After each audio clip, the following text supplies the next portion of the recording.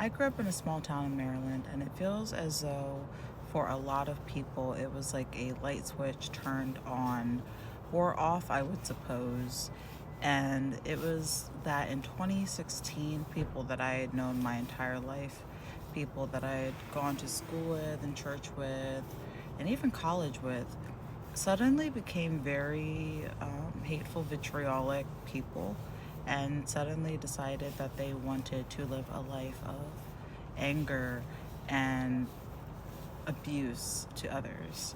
And I find it interesting because if you talk to anyone who grew up in the peninsula of the eastern shore of Maryland or even Virginia, they would tell you that our communities were very close knit for a very long time.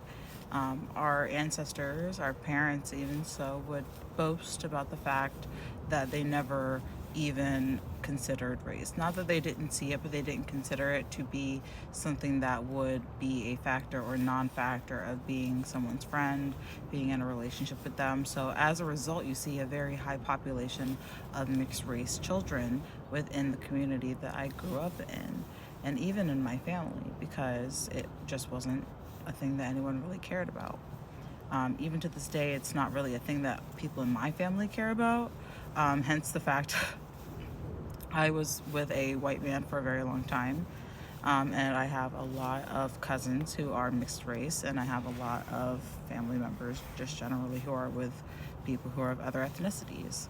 And they have stayed in our hometown. I and my sister are one of the only people in my family that have decided to leave in the immediate family. And it is very interesting to me that these communities that were very boastful of the fact that they were so tightly ingrained and very much a melting pot have quickly become very conservative and very close-knit racial uh, barriered groups. And I haven't lived in my hometown, but when I visit, you can definitely tell the difference in the area of who believes in what. And that is very concerning to me because I think that in such a small area, things can get very heated. And I just don't like that these are the things that are being perpetuated in a place that I grew up in and that I loved. Let's rephrase, because I don't love the current iteration of my hometown. And I can say that because if I go anywhere on social media and I look at the comments of any local news reporting on any outlet, I can see very hateful, demeaning, disgusting language given by even people that I know personally. So it's just concerning to see how much life has changed even within a decade.